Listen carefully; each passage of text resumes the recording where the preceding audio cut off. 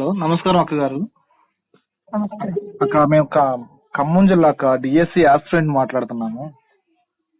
అక్క ఒక 2 నిమిషాలు మాట్లాడవచ్చు అక్క? హలో కాదు తమ్ముడు, ఎవరన్నా డిఎస్సి మళ్ళొకటి అలా అంటారు కానీ 3 నెలలు వాయిదా వేయండి, 4 నెలలు, మళ్ళీ 3 నెలలకు ఇంకొక బ్యాచ్ వచ్చి మళ్ళీ ఇంకొక 3 నెలలు వాయిదా ఏమంటే ఏం చేయాలి అక్క? విషయం ఏంటంటే అక్క, మనకి డైరెక్ట్ గా నోటిఫికేషన్ ఇచ్చినప్పుడు డేట్లు ప్రకటించున్నట్టయితే ఈ టెన్షన్ ఈ బాధ పడకపోయేవాళ్ళం అక్క. రెండోది వచ్చేసి ఏంటంటే మధ్యలో టెట్ ఒకటి వేసారు. ఆ టెట్ వేయకున్నా మా సాగు మేము చచ్చేవాళ్ళమే. ఈ మధ్యలో టెట్ వేయటం, ఆ నోటిఫికేషన్ ఇచ్చినప్పుడు ఖచ్చితమైన డేట్లు ప్రకటించున్నట్టయితే అసలు మిమ్మల్ని అడగపోయేవాళ్ళం అక్క, మీ కాళ్ళు కూడా పట్టుకుపోయేవాళ్ళమే.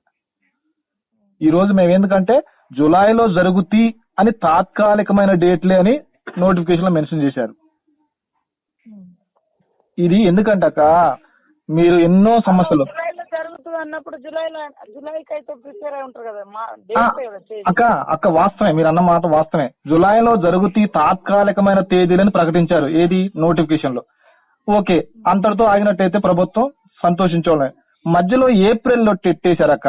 ఏప్రిల్లో టెట్ వేస్తే మేము జూన్ 2వ తారీఖు టెట్ రాస్తే జూన్ 12 రిజల్ట్ ఇస్తే మళ్ళీ జూన్ 18వ తారీఖు నాడు 18వ తారీఖు నాడు జూలైలో ఎగ్జామ్స్ అంటే మేము ఏడ చావాలక్క చెప్పండి?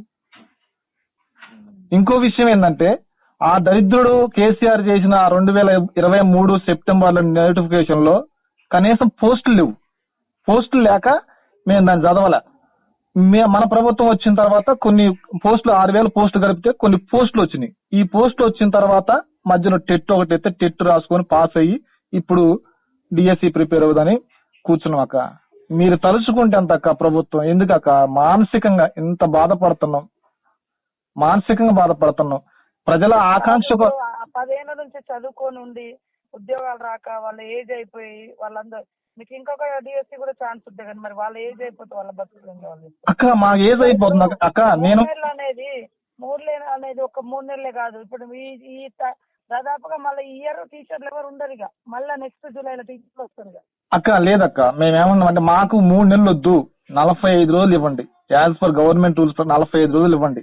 45 రోజులు ఇచ్చినా హ్యాపీ ఫీల్ అవుతాం. మేము మీకు పాలాభిషేకాలు చేస్తాం అక్క. ఎందుకంటే మా జీవితాలు అక్క. ఎందుకంటే మేము పోస్టులు వచ్చినాయి, రాక వచ్చింది, కొంచెం టైం ఇవ్వండి అని చెప్పేసి టైం అక్క. ప్రజల ఆకాంక్ష కొరకు పనిచేస్తుంది మన ప్రభుత్వం అని చెప్పి ప్రజాపాలన అంటున్నారు కాక. మేము మా ఆకాంక్ష ఒకసారి మీరు పోలు పెట్టండి. సీతక్కగా మీరు ఈ రోజు డిఎస్సి పోస్ట్ పోన్ కోసం ఎంతమంది పోస్ట్ పోన్ కోరుతున్నారు, ఎంతమంది పోస్ట్ పోన్ కోరట్లేదు అని చెప్పేసి మీరు ఒక పోల్ కండక్ట్ చేయండి. ఆ పోల్ ప్రకారంగా ప్రజల ఆకాంక్ష పరంగా పనిచేయండి.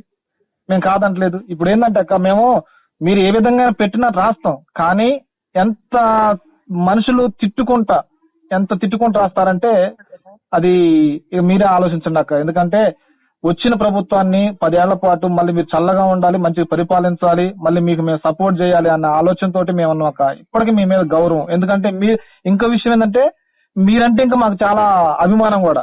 మీ యొక్క ప్రమాణ స్వీకారం అప్పుడు ఆ గ్రౌండ్ లో ఆ ప్రజల యొక్క హర్షధ్వనాలు చూసినప్పుడు సీతక్క అంటే ఒక కింది స్థాయి నుంచి కష్టపడి పైకి వచ్చిన మనిషిగా మేము మిమ్మల్ని అభిమానిస్తాం అక్క.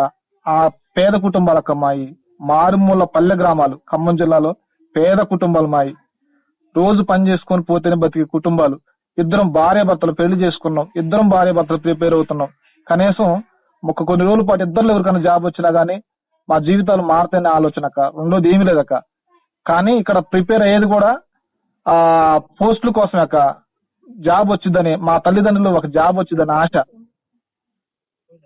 మాట్లాడుతున్నా మీటింగ్